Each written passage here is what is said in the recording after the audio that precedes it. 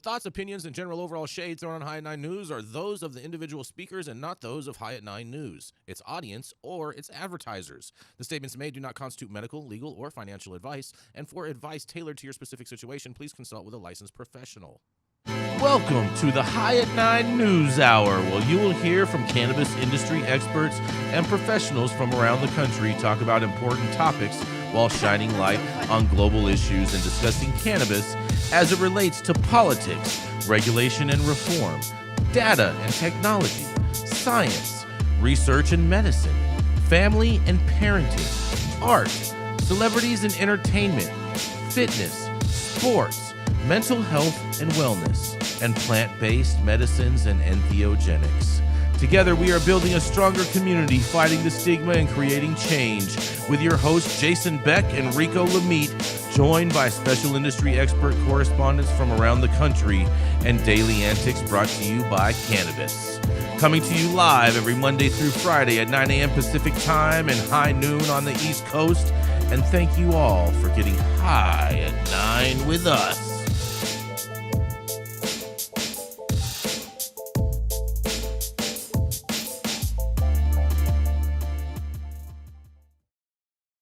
Yeah, good morning, guys. That's right. It is finally Friday, October 18th, and today is, Jenny Beth, you're going to love this. Today is International Legging Day.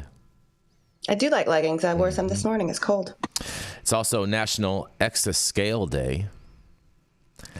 National No Beard Day. I guess they're getting ready. No beard. No beard. Is that a Jason Beck Day? Beard. Yeah, I guess so. Every day is a National Jason Beck Day, Jenny Beth, just so you know, for the record. There are no beards in San Francisco. Mm-hmm. It's also National Chocolate Cupcake Day for all those cupcakes out there. Mm-hmm. The jokes write themselves at this point. Yep. And it's also National Mammography Day. That's an important one. That's a very important one. I think so, too. Yeah. I think so, too. Yeah, the movies. Shout out to her just beating breast cancer's ass. Yeah, shout out to all the tatas out there. Thank you Save all. them. Yes, thank you all for joining us and getting high at 9 with us. It's also high noon on the East Coast. And please remember to like, share, and subscribe to us on all social media platforms. You can look up above or down below on your screen to see exactly where we live on the internet. And we are live every Monday through Friday on YouTube, Rumble, Twitch, Twitter, Instagram, Facebook, and on our very own website at www.highat9news.com. So welcome to everyone joining us from any one of those platforms. We do appreciate you and your time joining us today. And we are going to kick it off, that's right, with the dope dad himself, Mr. Rico Lamitte. The Happy Cabbage Specialist, the East Coast freelancer today, and that's right, he's here joining us all the way from the NJ today. That's right, it is the dope dad, Rico Lamitte. Yeah, Jason, and thank you for that glorious introduction. I'm gonna give myself a little golf clap right here. Oh boy, you know what I'm saying? Yeah, that's you. We already talked about you and clapping. Out here at Bedminster, New Jersey. Bedminster, New Jersey, at Ivanka Trump's grave. Oh, I love Bedminster, man. It's a great place. Great place. All that. No, but seriously though, big shout out to Gary George putting on the Real Cannabis Entrepreneur event out here. There's some great entrepreneurs, retailers, growers, and everything in the New Jersey game, and glad to be part of it today, giving a presentation this afternoon. But today's story, have a little Friday fun for everybody. And I think it's safe to say at this point that currently America's favorite and most universally loved stoner is none other than Eastside Long Beach, California's very own Snoop Dogg. Snoop's commercial success and versatility knows no bounds. In addition to a Hall of Fame-worthy music career, he's naturally promoted and invested in a number of cannabis products, paraphernalia, ancillary products, and recently opened up the first location of his own dispensary chain here in LA. He's produced and acted in numerous movies here in America, and even did a couple of Bollywood features out in India. Snoop's hawked all kinds of products. He's been on plenty TV shows, was the lead commentator and hands-down favorite doing play-by-play at this year's Summer Olympic Games in Paris. He's openly become close friends with one of the whitest of all white ladies, stay-at-home mom staple, Martha Stewart. And now the Dog Fathers teamed up with another legendary name in show business, Al Roker. The Dogfather made a guest appearance on the Today Show to deliver the national weather forecast with a twist. Snoop appeared for a special segment focused on Snoop cities, which was basically cities with weed innuendos in their name. Can you please play this clip, Adam? It's Kentucky, you dig? Hell yeah. And over here we got Pottsville, Pennsylvania, where it will be 60 degrees, and down low on the go, 61 degrees at High Point. Get that, High Point, North Carolina. What do you say?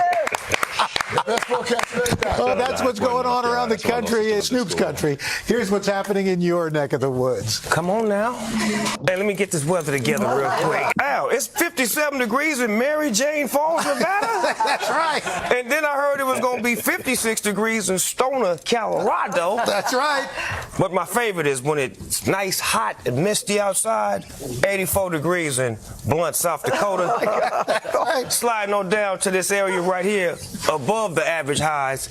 70 degrees in Roach, Missouri. You understand me? We stayed lucky in Kentucky. It's going to be 60 as we blaze in Blaze, Kentucky. You dig? Hell yeah. And over here we got Pottsville, Pennsylvania, where it will be 60 degrees, and down low on the go, 61 degrees at High Point. Get that, High Point, North Carolina. What do you say?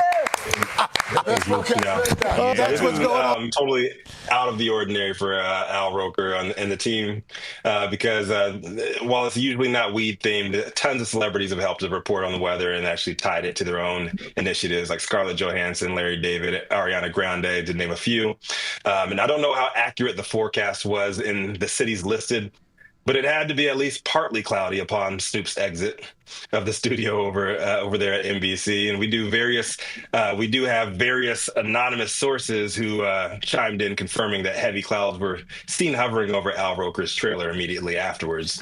But for all the haters out there that are saying that, oh yeah, this has nothing to do with anything, and Snoop's making a mockery or whatever you want to call it here, stop. You know what I'm saying? Y'all can hate stoner culture all you want. You can hate on Snoop, but in my opinion, that's just un-American. I hope he continues to expand his portfolio with more fun things like this, because as silly as it is, the work that he's done to destigmatize our culture and normalize everyday consumption is more important and beneficial than I think he'll ever get credit for. Big love to Snoop Dogg, his wife Shantae, who's currently his manager, and the whole team over there for continuing to give us nothing but bangers that break down barriers worldwide. So I'm Rico Lamitte, the dopest dad on the street, reporting live from Newark, New Jersey, and I'd like to give it to the rest of the team. What do y'all think? Man, this is great. I mean, the Today Show must be really, really hard pressed on viewership right now for them to have done this. But I think this is fantastic that they did. I mean, the Today Show's done goofy stuff before, but like, I just have you listened to Snoop Dogg? Everything he does is hilarious. Watch him watch animals. So funny. That's the most incredible thing in the world. And like, honestly, he's doing the weather. He's not doing the political news. He's doing the weather, and the weather man is wrong most of the time anyway. So it's not like and you know what? we're messing up at him. I'm really impressed with the Today Show's production staff for them being able to find all those weed-themed cities. It's called Google. Just saying. I'm impressed with Anybody else see Snoop Dogg's other comments this week? Oh boy, here we go. Yes, I did. I was going to bring it up, but I'm glad that you did, MSG. What did he say? Rico, wasn't that an interesting interview he had, and some choice words for both Donald Trump and Kanye West? He did. Unfortunately, I was a little taken aback by the comments aimed at Kanye West. No, I wasn't. That was a little harsh towards Kanye. I mean, Kanye's kind of developmentally disabled, you know? We all know he's your write-in candidate, Rico. It's okay. I mean, is it fair to say that Kanye's Rico's Kang? Oh. No. No, it's not fair to say that. Fair enough. What exactly did he have to say, MSG? Donald Trump's racist. Fuck Kanye West as well. Oh God. Kind of standard shit. Yeah, pretty much. More fake news. We pull that up. Right. Yeah, no, we're not. No, but no, but Pull that clip up. no, we're not going to do that. No, but seriously, though, keep it off the politics as of right now. I was very, very impressed with his abilities during the Olympic Games, and I think everybody else was too. Like I said briefly in the story, like hands down, he was the favorite commentator, play-by-play announcer for the Paris Olympic Games, and this is something that nobody expected going in there. So I love to see Snoop doing crossover events like this, normalizing stoner culture, and just really, really picking up the torch where Cheech and Chong once carried that back in the day. I like how you did that. I don't know who's going to be next. I see what you did there, picking up the torch. I see exactly what you did there, right there. That was pretty cute. And on that, we're going to roll into a commercial, and we're going to be right back. Do it. Oh man, that was weird. Hey, you America. Do I look like Sean Connery?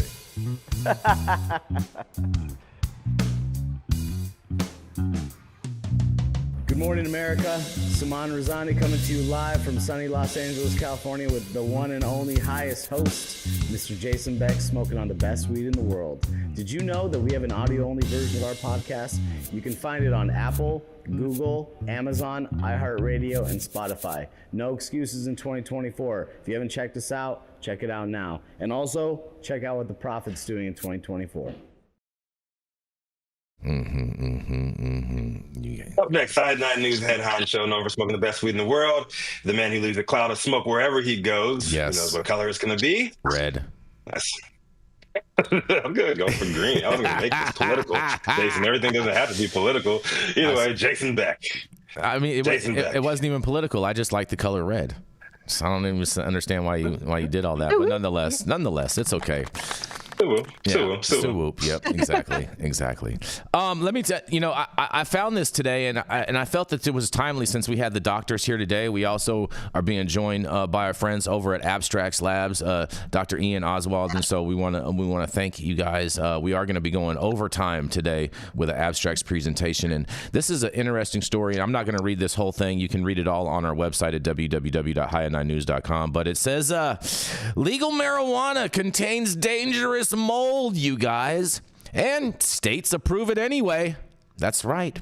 Marijuana's humid growing conditions are a paradise for dangerous mold, and states where marijuana is legal make growers hire laboratories to check for concentrations of mold and other contaminants that can sicken or kill. But laboratories in many states appear to underreport contaminations of contaminants. A Wall Street Journal analysis found, you guys. That's right. A disproportionate share of the samples were reported to contain levels of mold just under the legal limits, compared with the share of samples containing levels of mold just over the legal limits. The analysis of over 2 million mold testing results from 9 states found, you guys. Wow. The implorable pattern suggests tainted samples are being cleared for sale, and statistical experts said the findings reveal a system that isn't reliably monitoring for dangerous substances in legal marijuana, not illegal, legal marijuana. In a quote, they say, "This is something that would not be expected if you took measurements of mold and reported them out in a way that was done without knowledge of the legal threshold," said Joseph Hogan, a biostatistician at Brown University. Says growers, labs, and regulators appear to be exposing people who use legal marijuana to dangerous contaminants, said Tess Eldom, a senior research associate at the Environmental Engineering Program at the University of Colorado Boulder. And in a quote says, "There's no way to know what's going on when you get a system that doesn't play by the rules," she said. The journal requested mold testing data from the 37 states with medical and adult use marijuana programs, and the journal received data from 18 states ranging from 2014 to 2024, but didn't include data from 9 that wasn't comprehensive. Molds including Aspergillus fawruseum, as well as the toxins they produce, can cause infections, dangerous immune responses, and even death. And marijuana users are nearly 4 times as likely as non-users to be infected with fungi, including Aspergillus, a 2020 review of insurance claims showed. In a quote, "The spores are so small that when you take a deep breath, you can pick them up into the lungs," said Zamir Punja, a professor of plant biotechnology at Simon Fraser University in British Columbia.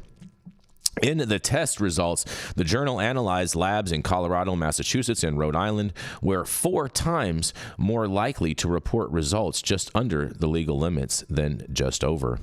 Colorado's Revenue Department said it monitors and audits labs closely, and the Cannabis Control Commission in Massachusetts said environmental factors and different testing methods can produce atypical results. Rhode Island's Cannabis Control Commission said it would welcome a nationwide standard for testing marijuana, and Maryland in 2021 raised its legal limit by a factor of 10. Average mold concentrations reported by labs in the state increased in kind, and Maryland's Cannabis Administration said its testing standards are evolving, you guys. Most states set the limit on yeast and mold content in cannabis at 10,000, and in a quote, colony-forming units, they're saying, of yeast and mold per gram, a measure of cells that could form harmful growths. Labs use 1 or 2 tests, a lab culture or PCR testing, and lab cultures document live microorganisms that proliferate on a plate.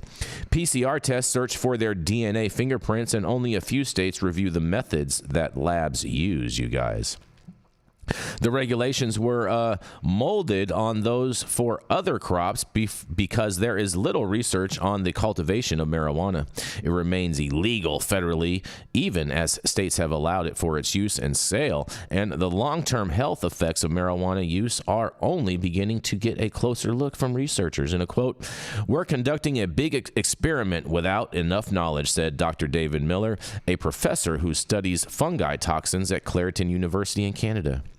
Discrepancies between what companies report on marijuana packaging and the content of those products are an example of inaccuracies and fraud in the cannabis testing market, the National Academies of Sciences, Engineering, and Medicine said in a September report. And labs that passed a larger share of samples received more business over time. Well, of course they did. The journal's analysis showed labs that detected less mold year over year tested 28% more samples the next year, the data from 2014 to 2024 showed.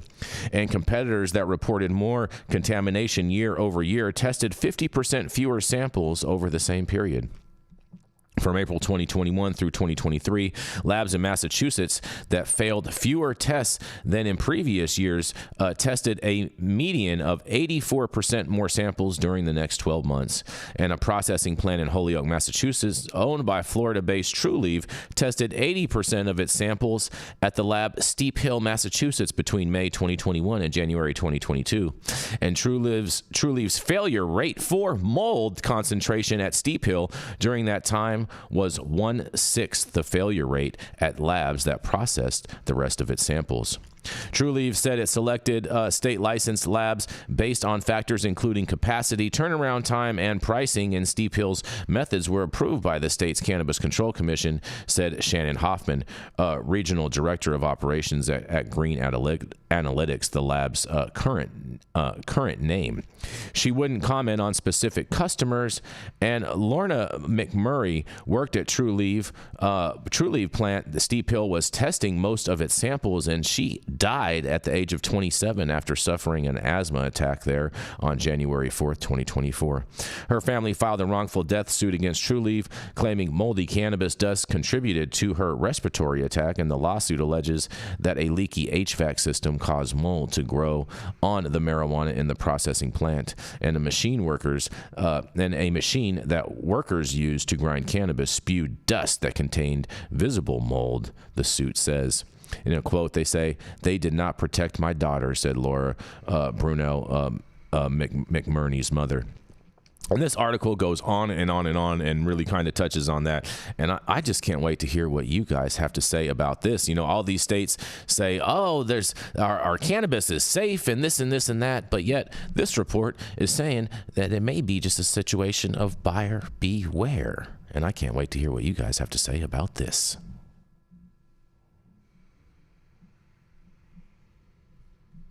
You're on mute, Dr. T. It's bad. Mm-hmm. The cannabis users have been have been buying cannabis for years without testing. And testing, we're a maturing industry. We're developing the testing. It's not 100%. We need more work on better sampling, as well as the protocols. Mold is everywhere. It's on us right now. Mm-hmm. It's really about the overgrowth of mold that we're looking, and it's also about, does that overgrowth cause harm? And it's unfortunate that worker had a reaction in the plant, but those are the things we're trying to prevent. So I'd say it's not time for alarm. It's just time to do the work and improve our methods. And if I'm correct, Dr. T, there are some molds that are good, like penicillin is a mold, right? Well, it's the product of the mold that's good, yeah. Okay. Penicillin's it's a product of the mold, yeah. Okay. Mushrooms. What's that, Rico? Fungus, mushroom, it's all good. Mm-hmm. Oh, the fungi, yeah, that's right. Those are all. Yeah, Jason, I was a little surprised you picked up this story, being that it was by the Wall Street Journal. Your guy said that the Wall Street Journal is always wrong. Well, you know what, Rico, I'm not an absolutist in that space, and I'm here to report on trending stories, and we had these doctors on today, so I don't understand why you would even think that. You're not an absolutist. No. Just 90%. You, sir, are fake news. Dr. Oswald, Dr. Mark, do you guys have any thoughts on this mold contamination, and like should buyers really beware? I'll try. So we live in a microbial world, like Dr. T said. So it's difficult to basically, in fact, almost next to impossible to grow cannabis without microbes, because the plant itself does not fix nitrogen from the air, but the microbes in the soil and your growing medium does.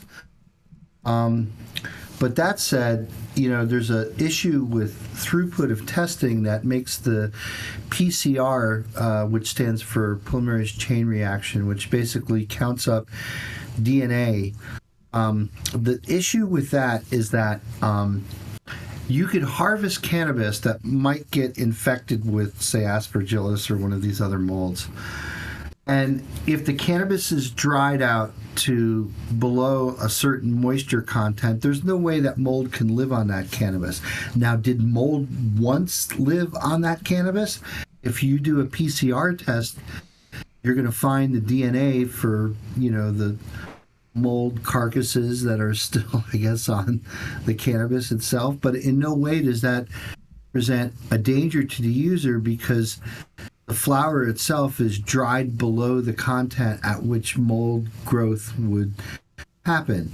And if any cannabis gets wet, like if you accidentally, I don't know, you got a bunch of cannabis in your canoe and your canoe turns over and now all your cannabis is wet, yeah, you can make existing dried cannabis go moldy, because, as Dr. T said, spores are everywhere. We live in a microbial world, like it or not. So even just like the use of broad spectrum antimicrobials, it's like throwing sand down at the beach. It doesn't really. You could certainly grow cannabis in an aseptic environment, but there is a relationship between microbes and the plant that absolutely is needed for the plant to live. I feel like we need to do a remake of Material Girl and turn it into a microbial world.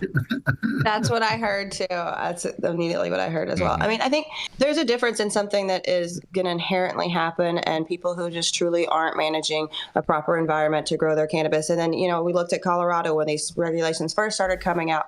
People were doing things like hydrogen peroxide washes or putting it in the microwave before sending the sample in. So they passed for molds because they were covered in PM. At a certain point, there is a rule that should exist in the world that you fucked up, you take a loss, right? If you did such a bad job of growing your product that you produced something covered in PM, something disgusting looking, like throw it in the trash, run it to distillate, remediate it, whatever you got to do, but don't sell it to consumers to then combust and inhale. Mm-hmm. Mm-hmm. Dr. Ian Oswald, do you have anything to state on this? Yeah, I think Mark wrapped it up pretty well there. I saw a really good talk at the American Chemical Society by Kyle Boyar, who brought up the point that, are we even testing for the right microbes? And there's a lot of potential pathogens or whatnot that we might not even be testing for, that just like this whole pesticide issue that happened, in the LA Times news article, where if you're not testing for it, doesn't mean it's not there. It just means that you're not going to see it on a COA. And it could be a similar sort of situation here where, other sort of things might be on the plan. So, to Mark's point and everybody else's, I'd say, we're still a young industry and learning. But, cannabis is also unique in the sense that, some of the things that might, infect it might be different from, if it's a tomato or other plants. Mm-hmm. Because you're typically going to be inhaling it, or at least extracting it and then inhaling it. But also because it's just, it's unique in itself, kind of, in the bud structure and whatnot. And so I think there's a lot of opportunity here, to be honest, like as far as kind of new technologies for catching it earlier than what, kind of seeing the effects downstream. And, some of that might be related to some of these fungi produce specific VOCs, which is what we'll be talking about later on, right? And I know that there's technologies out there that hospitals use for detecting VOCs of bacteria to rapidly be able to know if somebody has a certain sort of bacterial infection based on what that sort of smell is on the breath or whatnot. And so I think actually, there's opportunity here as far as making better and more effective and more rapid sort of detection of these sort of things, so people can catch it earlier, and then maybe they don't have to throw out the whole batch if they can minimize kind of what's going on there. But yeah, it's definitely an issue, I think, and we're just kind of scratching the surface, I'd say. Mm-hmm. All right, fair enough. And we are going to keep this train rolling in the sake of time. We're going to roll right into Dr. Gene Talleyrand. He's the founder of the CESC and as well as Medican, where you should be getting your doctor's recommendations if you're here in the great state of California. That's right. It is none other than Dr. Gene Talleyrand. Thank you, Jason. Happy Friday, everyone. So my article today is written by Carmen Phillips at the National Cancer Institute. As more people with cancer use medical cannabis, oncologists face questions they struggle to answer. According to findings from several studies, anywhere from 20 to 40% of people being treated for cancer use cannabis or cannabinoids to manage side effects like nausea, pain, sleeplessness, anxiety, and stress. The growing popularity of cannabis products among people with cancer has tracked with the increasing number of states that have legalized cannabis for medical use. But research has lagged on whether and which cannabis products are a safe or effective way to help with cancer-related symptoms. The first ever guidelines published this year on cannabis use from the American Society of Clinical Oncology put it bluntly. Cannabis and/or cannabinoid access and use by adults with cancer has outpaced the science supporting their clinical use. Among the most pressing challenges caused by the deficit of scientific evidence is that oncologists and other cancer care providers feel ill-equipped to talk with patients about medical cannabis. In one study, nearly 40% of oncologists and oncology nurses said they were comfortable offering guidance to patients on cannabis use, but only 13% felt knowledgeable about cannabis. Patients are highly interested in cannabis to help them deal with cancer's physical and mental fallout, said Dr. Richard Lee, who heads the Chang Family Center for Integrative Oncology at the City of Hope. As the legal landscape of medical cannabis continues to change, providers are only going to be seeing more patients who are using tropical flavored cannabis gummies or mandarin orange flavored cannabis tinctures. So even without reliable evidence, it's important to ask patients if they are using cannabis products and for what purpose. And for now, treat it like any other medication and explain that it has potential harms and potential benefits. According to Dr. Susanna Ulahanen, an oncologist at the University of Oklahoma's Stevenson Cancer Center, her younger patients are most likely to use cannabis, often to help with issues like anxiety and trouble sleeping.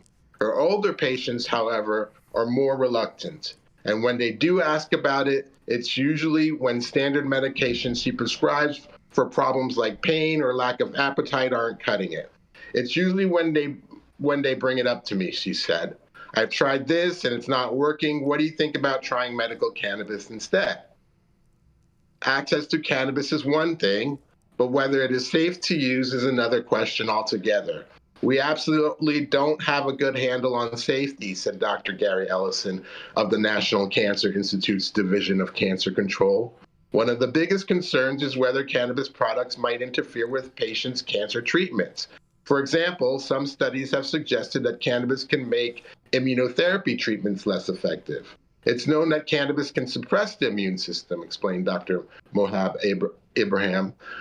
There are other potential downsides. Cannabis can be a powerful sedative and interact with other medications. In other words, if somebody is taking another medication that makes them drowsy, using cannabis at the same time may magnify that drowsiness, increasing the risk for things like falls and car accidents.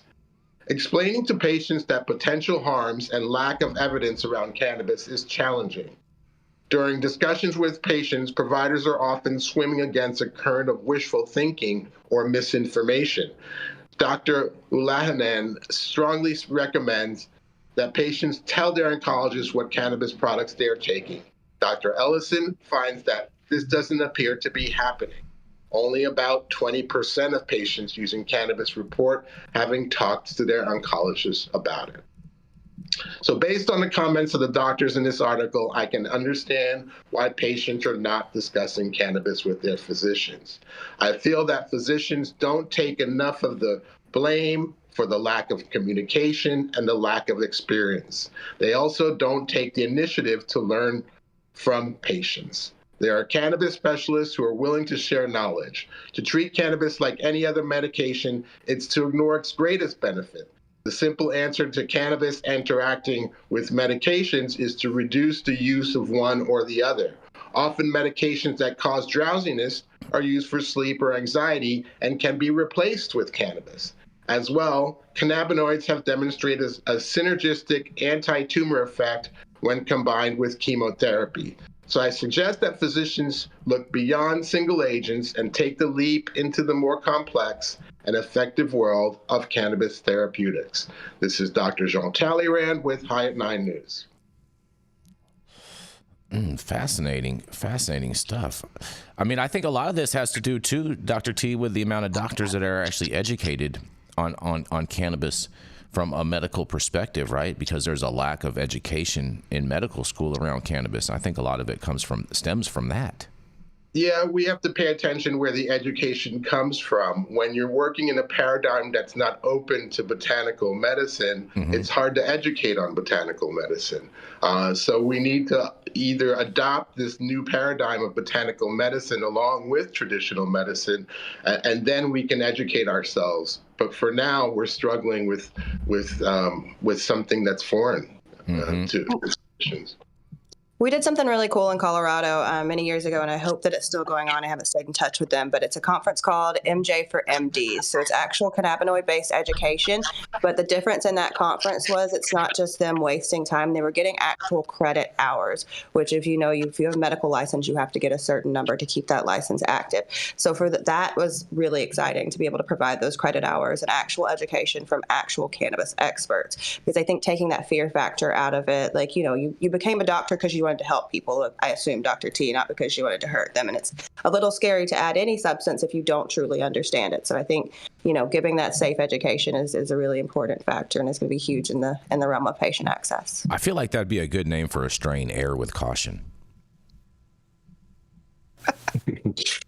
Dr. T, a lot of my doctor friends, they're my age, and a lot of them say, I mean, I'm not going to go too deep. I'm not going to go friends. I actually do. show you my group chat. They're all brothers from Virginia and in Chicago. But anyways, they all tell me that they would never do chemo.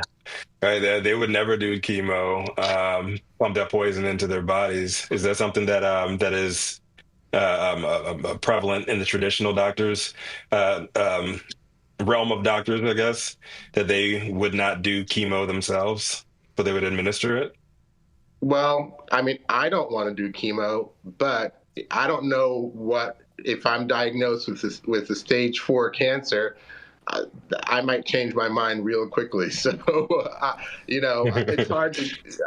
I talk to the cancer patients and see what they decide. I mean, everybody has an individual decision on what kind of treatment they're willing to accept. But there's, yes, chemo is poison. It's got a lot of collateral damage, but part of that also means that it works for some cancers where we don't have a solution. And so if you're gonna have to choose between death and chemo, I hope you make the right choice. I'd say the people I've seen do best with cancer have done both chemotherapy, radiation, and alternative healing methods. I know it's only anecdotal, but I have more than a handful of friends that I've seen go through this HPV-caused throat cancer. And every single one of them that chose to do the natural-only method died over a multi-year period, painfully, slowly. And all of the ones who did chemo only survived with some pretty serious damage. The ones who did both chemo adjusted their diet, meditated more, exercised more, looked to alternative healing methods along with allopathic medicine, thriving. And I think that, rather than lockstep fear of everything involved in allopathic medicine, we have to realize that all of these are tools. None of them are perfected. And for our families, just as an example for our family, my son's 19 years old and has multiple sclerosis. And he's going to have to go get HSCT therapy, which is a combination of harvesting his bone marrow stem cells, then giving him chemotherapy to kill his immune system, basically kill his bone marrow, and re-injecting him with stem cells to rebuild his immune system. What's happening with this therapy is over 99% of the people who get this therapy, no more MS attacks for the rest of their life, are basically cured of the MS autoimmune attacks. And so oftentimes, it's not just a yes or a no. I think one should really make the choice that is right for oneself, really look into it, study, advocate, and stay away from knee-jerk reactions based on emotions. These are really important decisions, and you should make them with your mind, with as much input and information as you can. Yeah, it's really, it's a tough road, right? It's a tough fork. No good answers. It's one of those things where choose that path. When you have some of this stuff, you don't have a good answer. You have a bunch of options that have probabilities and horrific outcomes and better outcomes, and that's part of being an adult. It's part of being an adult, and not to get political, but it kind of goes to this vote and how we have to vote in general is like, a lot of times you don't get the happy, shiny, great answer and the horrible answer full of evil. That's overly simplistic. Right. That's for 3-year-olds and for movies. What you get is answers that both are kind of good and kind of suck, and then you have to use your discernment, your intellect, and your reasoning to decide which of these good and bad answers is best for you. And you just hope for the best after that. Fair enough. Yeah, hopefully we can teach these younger generations to be more preventative, make better choices on the front end, so they don't have to worry about this on the back end. Fair enough. And on that, we got to go to a commercial. We're going to be right back. Are you a business that's suffering from the hyperinflation that is plaguing America today? We have the solution for you. That's right. Patriot Business Financing. Head on over to www.patriotbfc.com and apply for a loan up to $2 million. Any state, any industry, even the cannabis industry, the CBD industry, as well as the industrial hemp fiber industry, secure up to $2 million today. And make sure that when you apply, you tell Paul you said hi from High at 9.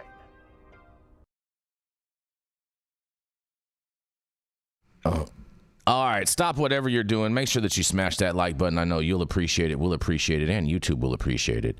Also, make sure you subscribe to the channel if you've not subscribed already. And all of the articles that we cover on today's show, you can read directly on our website at www.highat9news.com. I'm Cole Preston, and today I'm at Blue Island Beer Company for the premiere of my mini documentary on legalization policy in Illinois.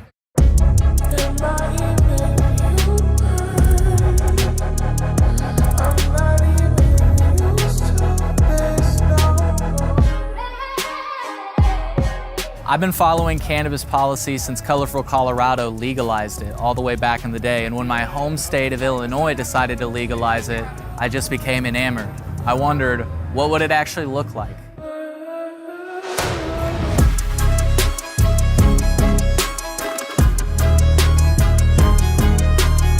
If you'd like to see how Illinois fell short in achieving meaningful reform in their cannabis policy, you can watch my mini-doc now at colememo.com/mini-doc.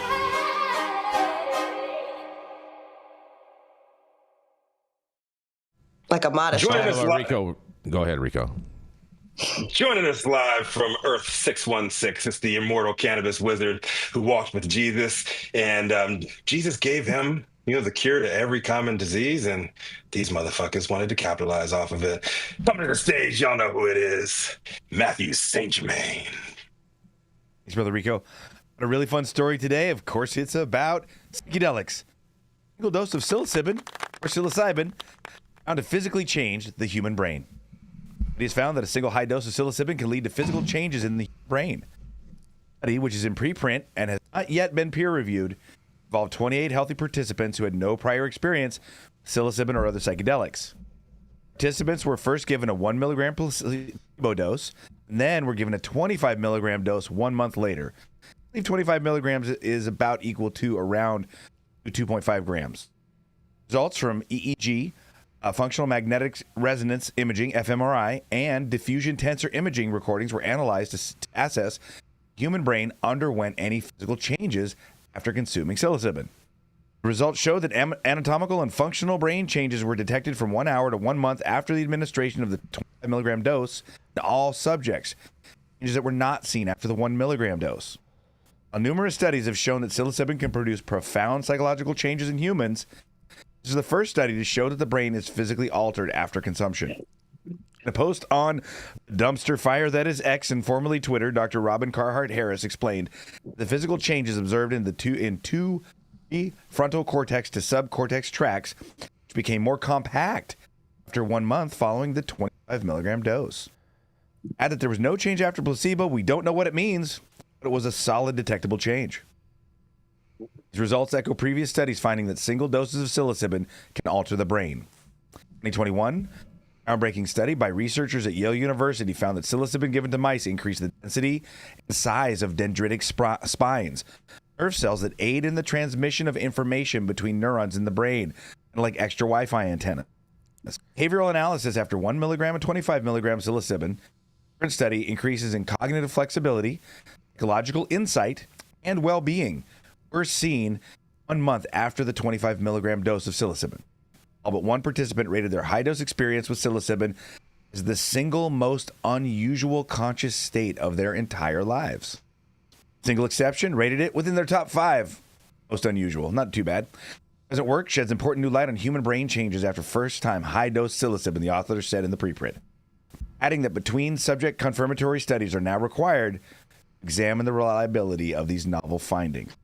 This is very interesting information, and I hope it leads to a lot more studies to find out what these psychedelics are doing positively in our brain, improve our perspective, our outlook, allay depression, make us smarter and more well-rounded as people. Lastly, on the translation, pronunciation real quick of psilocybin, scientific words are pronounced with a Greek translation, which means mostly short vowel sounds. However, because of the long-standing pronunciation of psilocybin, it is also it is correct. If I say psilocybin, you can say psilocybin as well if you'd like. Other than that, I'm very interested in what the doctors and the rest of my hosts and participants have to say here. This is St. Germain on a beautiful Friday for the High at 9 News. Let's go. Fun guys. They're all mold, Mathieu St. Germain. No, mold is a fungus, but mushrooms are not mold. Once again, wow. We already had that conversation today. Yeah, Jason doesn't concede. Admit you made a mistake. Brett Baer did it, Jason. Why can't you? Brett Baer did not make no mistakes. What I really like to see in this study is we're seeing permanent changes. Kind of scaffolds off the Johns Hopkins study, which has shown that 1 megadose of psilocybin has positive effects on personality and mood for over a year. 1 dose. And I think what we see, especially when we look at cultures that use psychedelics, for the most part, there are some notable exceptions, but for the most part, most of the cultures that use psychedelics I don't know if anyone here has had a chance to interface with them, but I had the chance to interface with Huichols, with Yawanawa, with several different, with the Shipibo. And what I find is these psychedelic using cultures tend to have more led by women, do have a friendlier outlook on life, tend to have a more inclusive outlook, a more nature-focused and respectful outlook towards nature and their other fellow human beings as nature. And I think what we're going to continue to see is more and more scientific evidence, psychedelics help us to step away from and allay our fear that is caused by our feeling of being a discrete, separate entity stuck in a giant clockwork universe. When we do these things, what we see is there's actually no true boundary between us and everything else. We're all actually a drop in a giant ocean. We're part of a superorganism.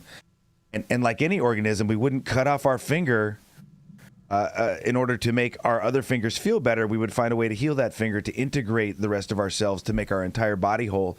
And I think the more that we look at ways to release ourselves from the us versus them dichotomy, the less strife we're going to see on the planet. The more we realize that we look around and realize the only people on this planet are us, we can initiate better strategies to navigate this world in peace together, taking care of each other. Matthew, did it say, what kind or what strain here, or is this just psilocybin in general? 25 milligrams of psilocybin. The reason being, you can only use discrete molecule therapies in these type of studies. Again, what we really need to do is we need to start some sort of a nonprofit. I've asked for help. I don't really have enough free time, and I'm not really smart enough to put together the grant writing. I need a COO type person who would like to help me. But what we really need, we need a public policy foundation that takes donations and uses that money to lobby Washington, Congress, the president, and the FDA for a new track in FDA studies that can be funded that don't just use molecule therapies. We need keep your cell phone close. We need keep your cell phone close today. And I'm gonna be with one. Please, I got one. I'm going to be presenting with this afternoon here at the Cannabis and Psychedelics Entrepreneur Conference. Please, Gaetano. Gaetano Lardieri. I'll link you with whatever effort I can. I'm not a COO guy. I'm not great at I can do spreadsheets, but I'm not great at them. But what we need is this public policy foundation lobbies the FDA for a new track so that we can do studies on ayahuasca, that we can do studies on ibogaine. But not only that, we can do studies on rosemary, because right now, do a study on rosemary. You can take a terpene out of rosemary, which they did. They found that smelling this terpene before tests actually increased memory recall by a demonstrable percentage over placebo. However, maybe rosemary by itself is amazing and has so many more healing powers. There's glyceric acid in licorice that helps with gastrointestinal and throat problems, is radically antiviral and antibacterial. We can't do a study on licorice root. We have to extract it and make it into a chemical. Even more so, because of our current system, we have to make it into a patentable chemical, or near nobody wants to go for this. So I really would like to start a public policy foundation. I do have some stuff written up on how this would work already. I'm really open to help, and I need help. I can't do it myself because I'm also trying to support my family. Just navigate through the world. I'm going to cut it off now, Jason. Thank you. Go in the chat if you want to help. I'll put my email in the chat. Take it away, Jason. Let's change the world, you guys. Rico's going to connect you with somebody. Yeah. Check yourself. Doctors, do you have anything to say on this before we move? A lot. There's a lot to it. I think it's super cool. We got to be careful about developing about the reason behind some of these studies, these single agent studies. They're looking to cash out on some pharmaceutical drug. And so, yeah, this agency that really looks toward the plant and is much better than going after the single agent. But other than that, I think it's very cool information. It really shows that, wow, our relationship with plants and fungi are really what has changed our brains and probably have made our brains evolve over these thousands and thousands of years. Super cool. Yeah, something that's interesting to me is just, do we understand the mechanism for how these psychedelic drugs can enhance like neuroplasticity and whatnot? I'm not sure. I haven't really kept up with the literature. Are you guys aware if we kind of understand mechanistically why this happens? Because, when you look at them, they're so similar to just neurotransmitters, a lot of them, There's more. Some of them are, they affect translation. They transfer into this nucleus and affect translation. So they will change the reading, so they're epigenetic in a sense. It's really amazing the power that they have outside of just receptor activity. Mm-hmm. Yeah, so much to learn still, I think. So much to learn. Well, I think their primary target is known as 5-HT, right, Ian? I'm pretty sure. And so that's so I think that's whole serotonergic. Did I say it right? Serotonergic. Yeah, that whole thing is related to the endocannabinoid system in ways that maybe there's sort of peripheral relation, because that when cannabinoids elicit their action, there's like a opening of ion channels and cyclic AMP accumulation. I mean, there's like so many things that happen biologically, and it would be kind of naive to think that they don't somehow all interact together, like dopamine reward. How does dopamine reward interact, again, kind of like with addiction? And how can cannabis intervene in that, and psychedelics also?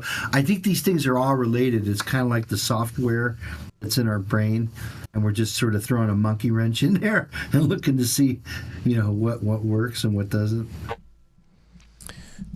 Wow. All right, we're going to keep this train rolling. Thank you, doctor, so much. There's a lot of amazing information. Thank you, Matthew. My mind has definitely expanded right now.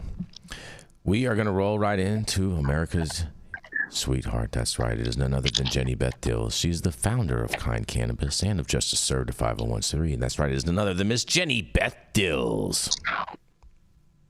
All right, so I'm going to keep it short and sweet this morning with some positive news, because in a landmark ruling, a federal court has upheld an order requiring Alaska Airlines to rehire an aircraft maintenance technician who was terminated over a positive marijuana test. The case centers on Gregory Chappelle, who maintained he unknowingly consumed cannabis at a neighborhood potluck where the food was not labeled. In July 2022, Chappelle underwent a random drug test, and the results showed THC levels exceeding the legal threshold, leading to his immediate dismissal due to safety-sensitive nature of his role. Despite his claims of accidental consumption, Alaska Airlines did not investigate the circumstances surrounding the test, instead citing their strict policy against drug use for employees in safety-critical positions. Chappelle's union contested the firing, and in October of last year, an arbitration panel ruled in his favor, reversing the termination. Alaska Airlines responded by filing a lawsuit in federal court to challenge the arbitration decision, arguing that Chappelle's positive test was undisputed and dismissing his claims as a bizarre speculation. However, U.S. District Judge John H. Chun ruled against the airline, stating that the arbitration board had not exceeded its authority. The judge noted that to overturn such an award, the court would need to find the board's reasoning entirely unfounded, which he did not. He emphasized the need for judicial respect towards arbitration decisions, particularly in matters where the board possesses specialized knowledge. The court also remanded the case back to the arbitration board to determine how to handle Chappelle's back pay and benefits, acknowledging that the airline's noncompliance with the original ruling had delayed his reinstatement.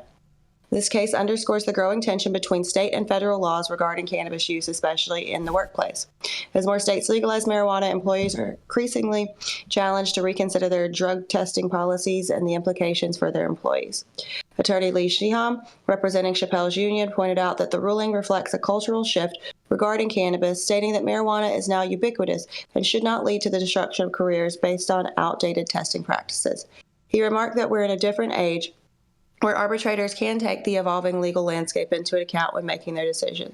As the conversation around cannabis in the workplace continues to evolve, this ruling may signal a change in how companies approach drug testing and employee rights. So I think this is awesome. We've seen a lot of things going on. I wonder if this is going to impact what's happening with this trucker who has lost his job, saying that he didn't take cannabis either. But at the end of the day, obviously, whoever's working on the airplane is going to be a very safety critical position, as we've seen parts falling off all year. But if he's not high while he's there, do we really care? I'll throw it back to you guys.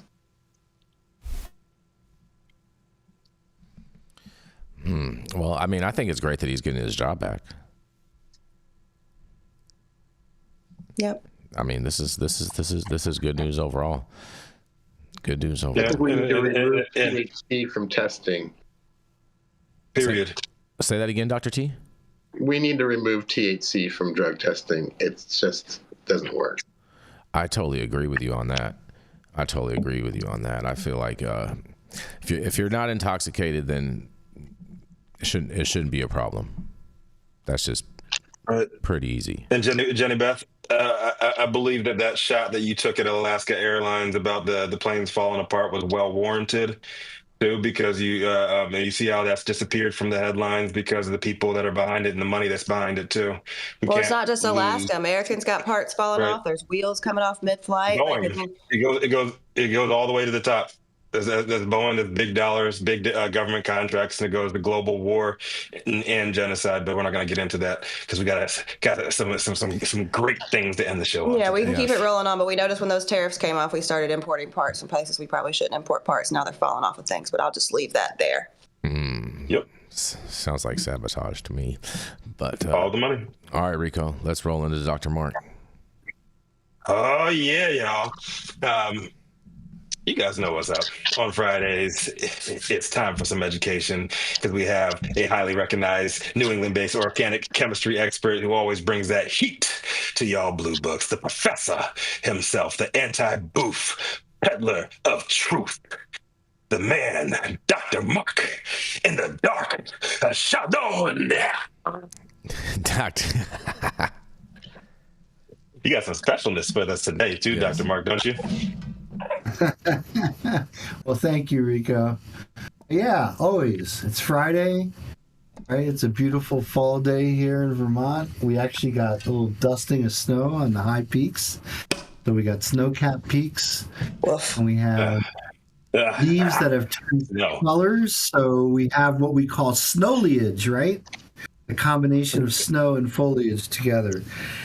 So today, my story comes from the Medical Express, and it is entitled High Potency Cannabis Used to Tie to Epigenetic Changes Study Suggests. And so a study published in Molecular Psychiatry is the first to suggest the use of high-potency cannabis leaving a distinct mark on DNA, providing invaluable insights into the biological impact of cannabis use. A high-potency cannabis is defined as having delta-9 tetrahydrocannabinol, THC content of 10% or more. THC is the principal psychoactive constituent in cannabis. The research showed that the effect of cannabis use on DNA in people is different in experiencing a first episode of psychosis, or FEP, compared to users who have never experienced psychosis ever before, suggesting there could be a potential for DNA blood tests to help characterize those who use cannabis, those cannabis users who are at risk developing psychosis, to inform preventative approaches. Senior author for the study, Marta DeForti, professor of drugs, gene, and psychosis at King's College, said, with increasing prevalence of cannabis use and the more availability of high-potency cannabis, there's a pressing need to better understand its biological impact, particularly on mental health. Our study is the first to show high-potency cannabis leaves a unique signature on DNA related to mechanisms around the immune system and energy production. Future research needs to be explored to see if the DNA signature for cannabis use, in particular the one for high potency type, can help identify those users who are at risk to develop psychosis in both recreational and medical use settings. Researchers explored the effects of cannabis use on DNA methylation, a chemical process detected in blood samples that alters how genes are functioning, whether they're switched on or off. DNA methylation is a type of epigenetic change, which means that alters the gene expression without affecting the DNA sequence itself, and is considered a vital factor in the interplay between risk factors and mental health. The laboratory team at the University of Exeter wanted to say that there's 56 authors on this single paper in 30 different institutions. I guess the lead institution was at the University of Exeter in England. Man, that's a lot of institutions. So they're getting basically sampling from all across the globe. So the research also showed that the effect of cannabis use. Oh, I'm sorry, I just read that. The laboratory team at the University of Exeter conducted a complex analysis of the DNA methylation across a whole human genome using blood samples from both people who have experienced first episode psychosis and those who have never had a psychotic experience. Researchers investigated the impact of cannabis use, including frequency and potency, on the DNA of 682 participants. So that's a pretty big field of clinical candidates. So this is in humans they're looking at. The analysis showed that frequent users of high-potency cannabis had changes in genes related to mitochondrial and immune function, particularly CAVIN number 1, the CAVIN gene number 1, which could affect energy and immune response. That's very interesting, just based on what Dr. T was just talking about. So these changes were not explained by the well-established impact that tobacco has on DNA methylation, which usually is mixed into joints by most cannabis users. Well, that statement is just absolutely false. Right? I don't know a whole other than some of my Canadian friends who like mixing their tobacco with cannabis. Dr. Emma Dempster, senior lecturer at the University of Exeter, and the study's first author, said, "This is the first study to show that frequent and use of high-potency cannabis leaves a distinct molecular mark on DNA, particularly affecting genes related to energy and immune function." So the energy comes from it affecting genes that are responsible for the function of the mitochondria. For those of you who don't know, the mitochondria is kind of like the cell's energy factory. So it generates energy by generating a molecule called ATP. And in healthy cells, the mitochondria has to be functioning and has to be energetically favorable conditions for that to happen. So Dr. Dempster meta-analyzed the data from 2 cohorts, the GAP study, which consists of patients with first episode psychosis in South London, and Maudsley NIH Foundation Trust, which I guess was another hospital or something, which consists of patients with first episode psychosis and healthy controls from across England, France, Netherlands, Italy, Spain, and Brazil. I guess that's why they needed all these authors. and 56 authors, probably authors from all over the world from where these participants participated from. So this totaled a number of 239 participants with first episode psychosis, and 443 healthy controls represented the general population from both studies who had DNA samples made available.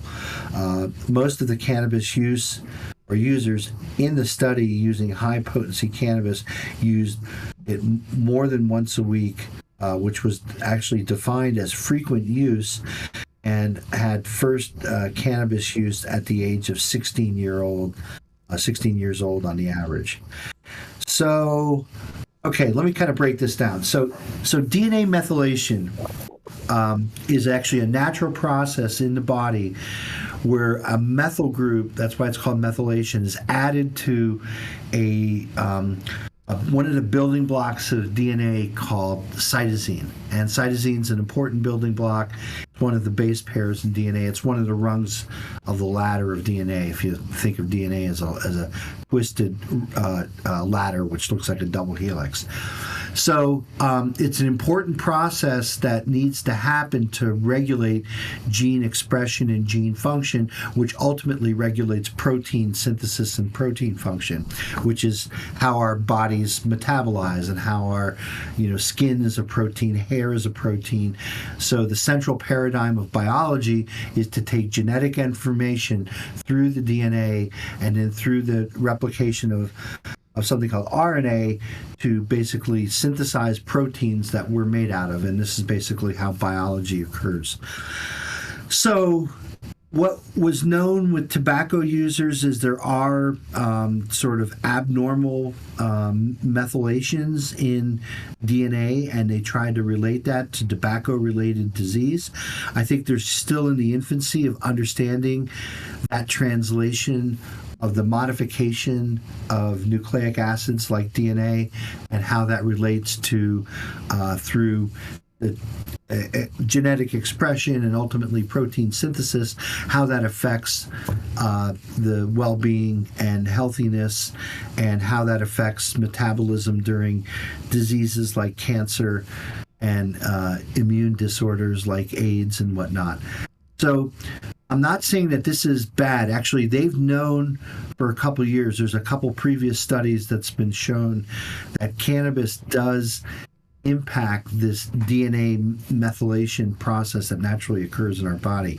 What this study shows is that the genes that it does that to is related to immune function, right, which is our body's ability to combat invading species like viruses and bacteria, and also our energy function. And you think of, again, the lazy stoner, right? The lazy stoners, mitochondria might be dialed down because they're low energy. Well, it's not necessarily that simple. But there could be, again, a way to look at these modifications in DNA and see if there's some kind of therapeutic intervention in different disease states.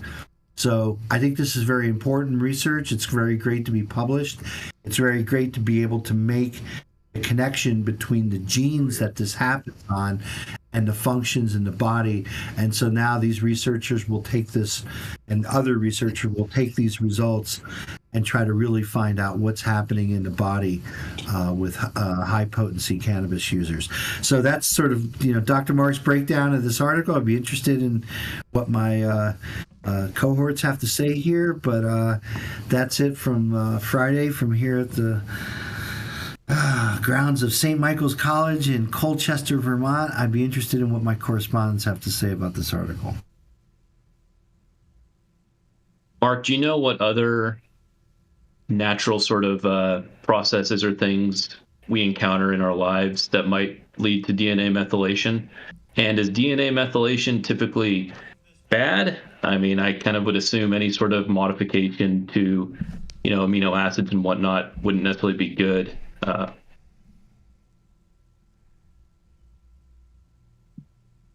You're muted, Mark.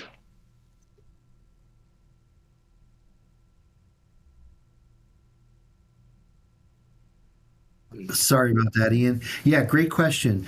Yeah, so it's putting a methyl group on the cytosine, right? It's basically, it doesn't change the DNA sequence, but what it does is it creates a structural abnormality that will maybe turn that gene off. So about that for a second. So genes, we know we're trying to tie sort of structural genomics to, say, functional genomics, right? That's where we actually understand functions of these genes. And Ian, genes, I mean, we think we know what they're doing all the time, but they moonlight, they do other things other than what we know that they're responsible for. So it's in that they've tied this now to genes that are responsible for mitochondrial function in the cell, immune response. That's just the very basic, discovery of linking these two. Now the question is could there be therapeutic intervention at the gene level? So you've heard of things that are basic, just gene medicines, or looking how do we reduce gene from itself, ultimately expressing a protein that might be, again, in a critical stage of a disease where you don't want to express that protein. Yeah, this is a natural process that happens. It's not like you're making abnormal structures. Body does this all the time. All living things do this all the time, from my understanding. It's just a way kind of turning on and turning off the genes that we need to understand what the physical, biological downstream effects of that are. And I just think we're still in the infancy of understanding, like when you look at an expression of different genes, okay, we could do an induced response panel and we could see that this gene is turned on under this stimulus. This gene is kind of turned off. Well, what does that mean? It's kind of like there's this that we need to figure out in between the expression of these genes and how that rates translate to the protein synthesized and modification happen proteins when those modifications happen. I don't know if I answered your question. Well, Mark, something's happening with your audio. It sounded right. Now. Something's going on with your audio right now, Dr. Mark. Did you hear me? Yeah. No, we got the most part. Did everyone get the majority of what Dr. Mark was saying? Yeah, it just sounded like he was saying it going down a bumpy road. Okay, fair enough. Fair enough. Oh, I'm sorry. I mean, it's probably our weak internet here. Yeah, wow. Is it possible that with more research that this could be like they could say that lead to say, hey, this is what creates CHS? No, this is not a negative. Well, no. It's just an indication that cannabis, just like tobacco, influences cells on the DNA level, and that DNA is not a static thing. It's dynamic. It's influenced by your environment. There are epigenetic factors. So, it's not just you get a blueprint and that's who you are. Life happens to your DNA too. Mm-hmm. Fair. Yeah, so I think where this goes, and I think, again, hopefully my internet's working. Can you guys hear me? We keep on going, yep. Okay, so where this goes is an area that's being rapidly expanded now, which is basically gene therapy. And that is, rather than developing an inhibitor for an enzyme, we're going to develop something that works at the genetic level, has to do with the expression of the genes that make that code for that enzyme, right? And so it's a different way of attacking how we could basically intervene in humans. And knowing that this works at the genetic level is going to give researchers clues that, people who have used cannabis for years, I mean, that's what they're talking about as a user group. how is that affecting their DNA? And is that a bad thing? Is that a good thing? Maybe it's a good thing because that methylation that happens then creates a new genetic response that makes us less susceptible to disease. I see Dr. T nodding his head. I like that. The only thing, Mark, did they ever mention PPAR in that article? Peroxisome? Didn't mention PPAR. They did? No, they didn't mention PPAR, and they didn't really mention the cannabinoid receptors at all. What strictly they're looking at is how cannabis use is affecting these DNA sequences. And I guess PPAR is linked to hypermethylation of DNA, so I think they're missing a step. Okay. Right. So Dr. T, how many doctors is mentioning what's known as a target. It's known as a target for cannabis and cannabinoids is this PPAR. So maybe that's the missing link. That's the connection between this DNA methylation and what cannabinoids are doing. So yeah, very fascinating stuff. Sounds like it should have been 57 and added Dr. T in there. Ready to roll, Jason? Yeah. We're gonna we got to keep this train rolling. I believe that we are getting ready to move into the lab, you guys. That's what I'm thinking. So we have this new seasonal thing going on with Abstracts Labs, and we have Dr. Ian. Dr. Dank Oswald is an accomplished chemist specializing in cannabis aroma chemistry at Abstracts Tech, with a PhD in material science and over 35 peer-reviewed publications. His research goes beyond terpenes, uncovering new volatile compounds that play a dominant role in cannabis aroma.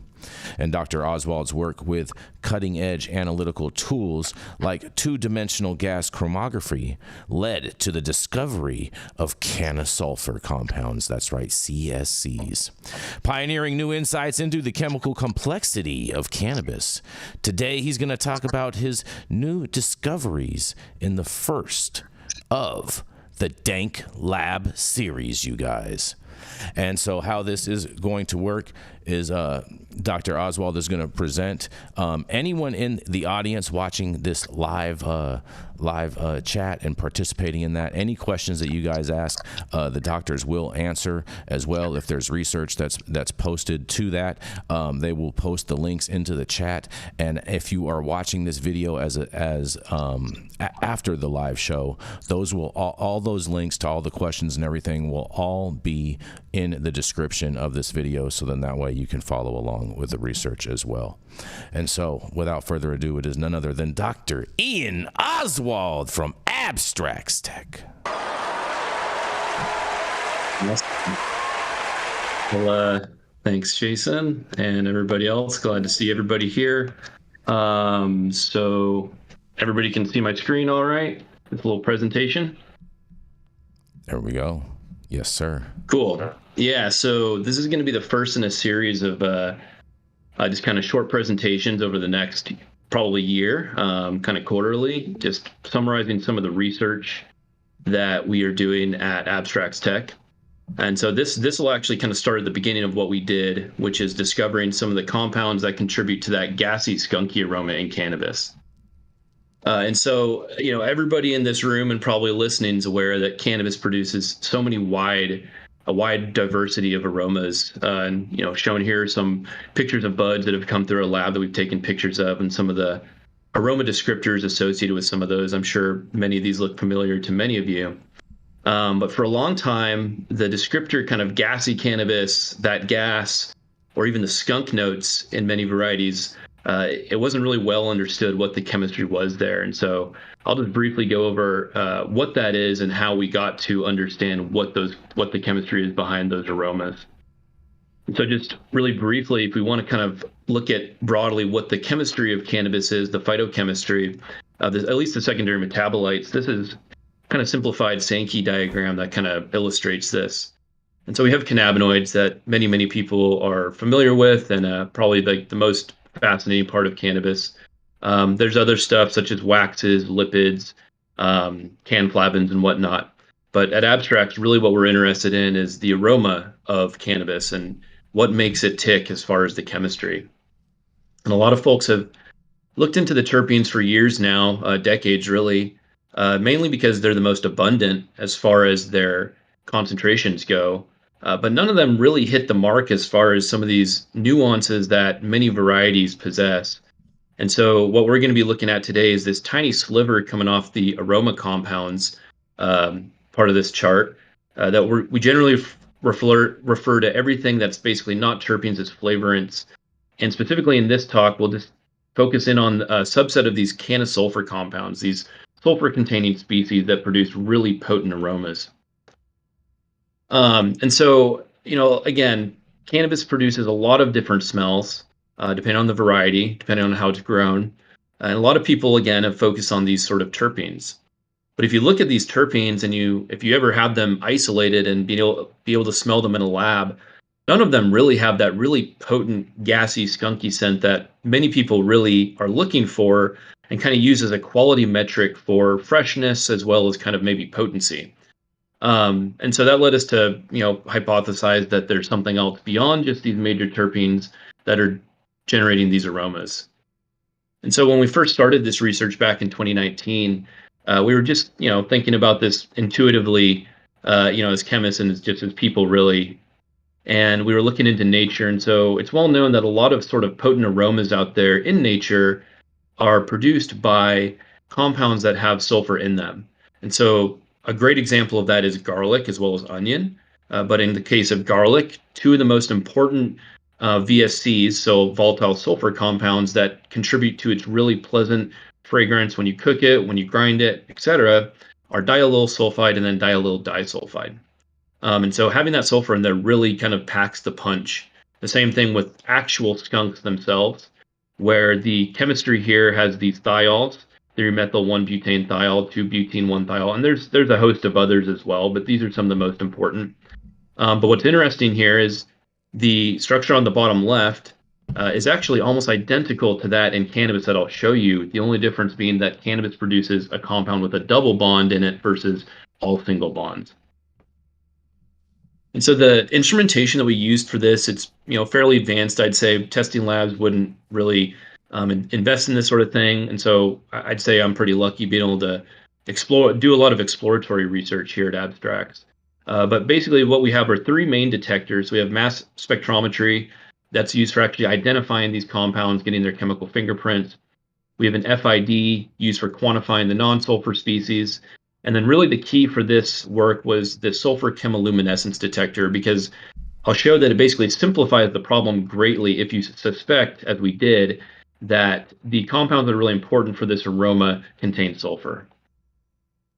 And so we use two-dimensional gas chromatography versus traditional GC gas chromatography.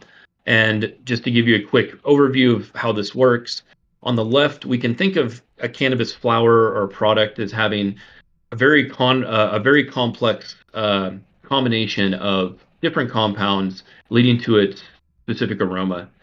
Using traditional GC, you separate these essentially by compound size or boiling point, and you end up with a graph that looks like the one in the bottom middle, where you have a retention time and all those peaks. And Dr. Ian. Yeah. Dr. Ian.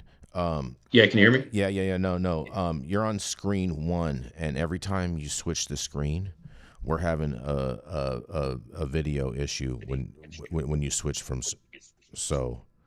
Yep, you got it right there. Just keep it right there the way it is now. It's perfect. Cool. Yeah, there we go. Thank you. All right, sorry. All right. Do I need to go back at all? I mean, just keep it. Let's keep going unless you want to start redo this. This is totally your call. Yeah, no, I think everybody probably could use their imagination for what we went over. And we can always go back at the end if we need to. And there'll be is there going to be a link to this that we can put in the description? For sure. Okay, perfect. Definitely. Perfect. Cool. So this slide right here, what we're showing is basically conceptually what we're doing when we use two-dimensional gas chromatography. And so the last thing I was discussing is that in traditional GC, such as that found in testing labs or whatnot, you end up with data that looks like the one in the bottom middle, where you have this trace that shows these peaks and valleys, which indicate basically different compounds. And those on the y-axis indicates response, so basically how much of that compound is present. In 2D GC, we're separating not only by compound size and boiling point, but also by polarity.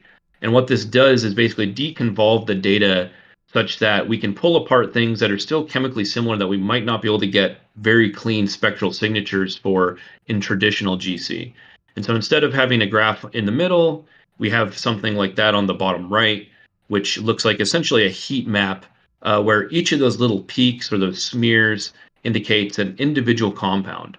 And so what you'll see immediately is that the complexity of cannabis and its volatile constituents is incredibly complicated. And I think that's been assumed and known for a long time, but I think this graph really illustrates it well, just how much is going on in the case of cannabis.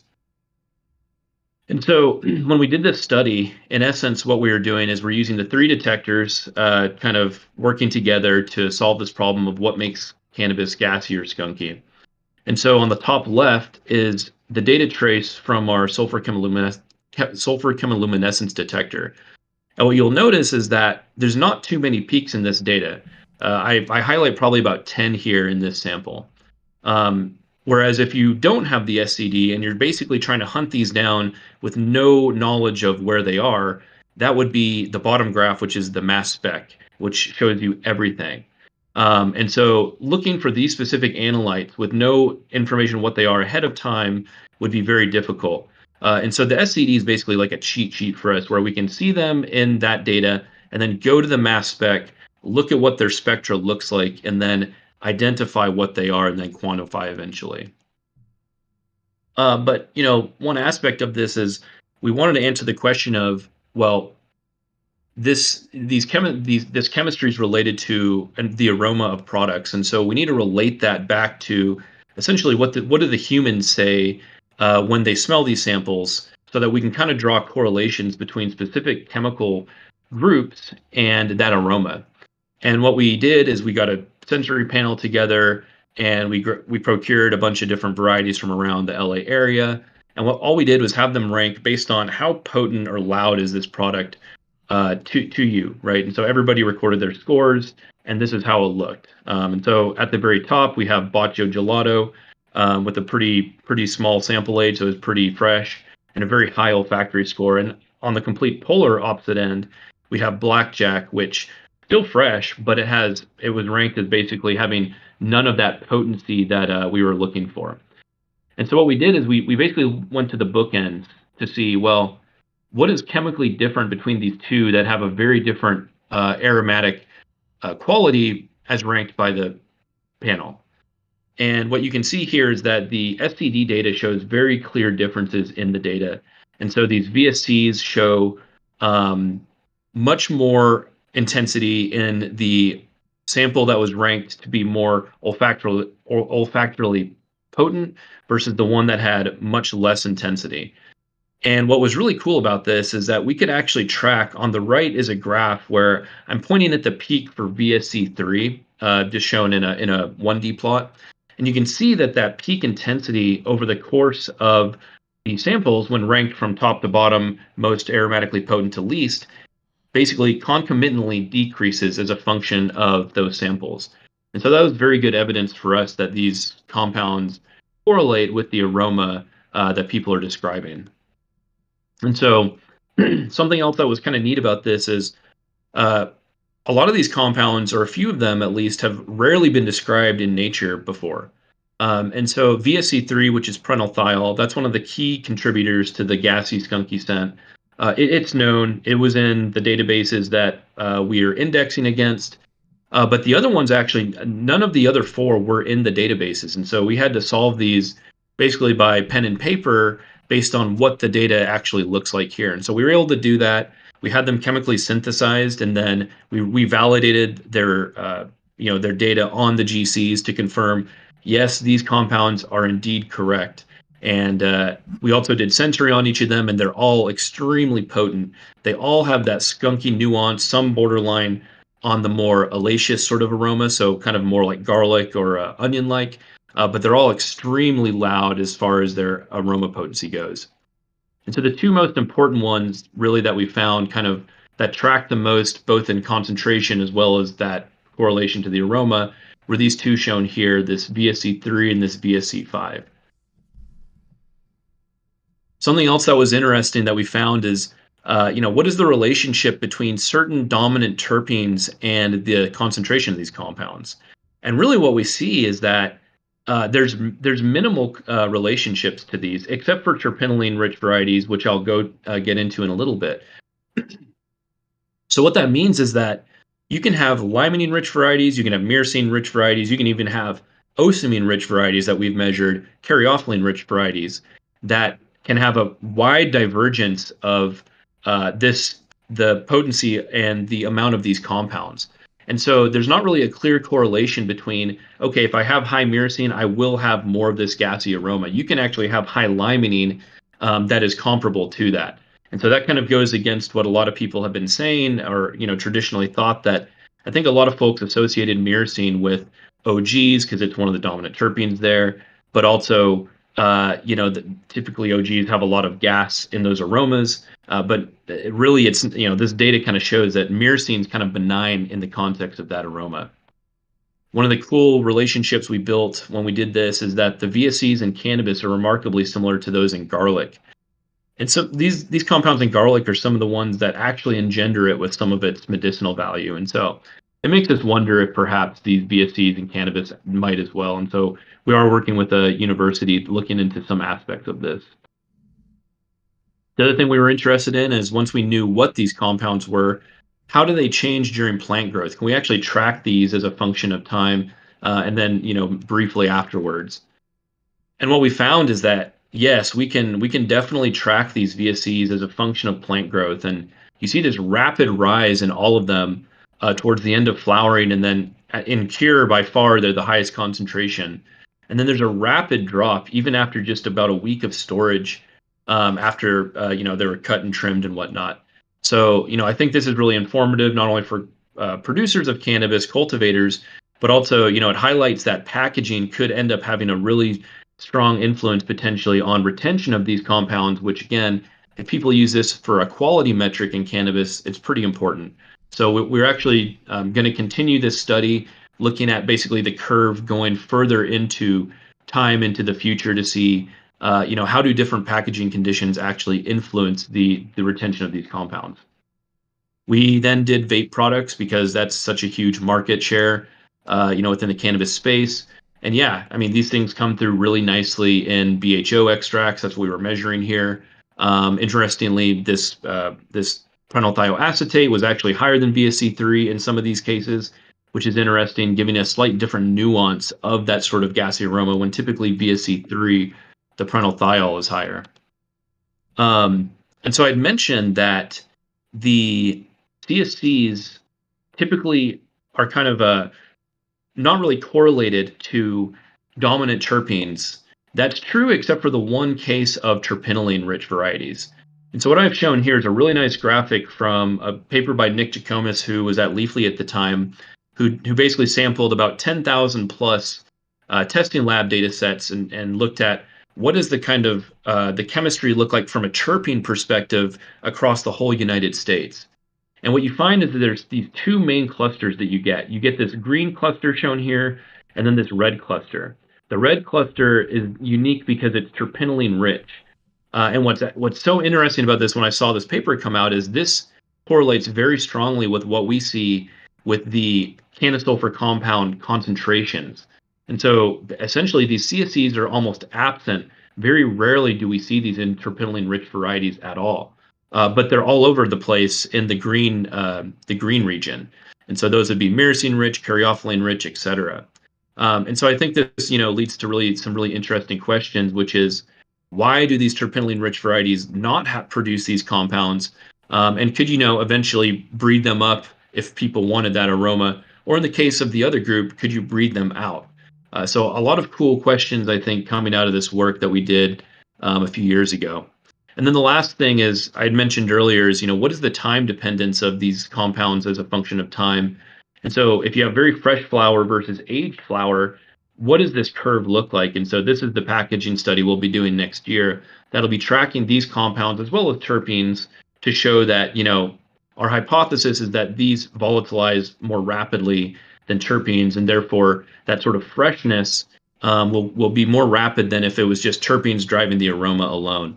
So I'm very excited about that study. I think it'll shed a lot of light on what, as far as kind of shelf life stability and maybe setting benchmarks for, best by dates, that sort of thing. And so, just to wrap up, we've discovered these new compounds that are the real origins of the gassy, skunky aromas of cannabis. They're in tiny concentrations, but they have a very large odor impact. And then, during flower growth, we can see that these things rapidly increase, and then during curing, they maximize, and then they drop fairly rapidly after that. And so maximizing that retention is, a key thing, I think, for everybody involved in this industry, if they like that aroma. And then, future work, what's the medicinal aspect here?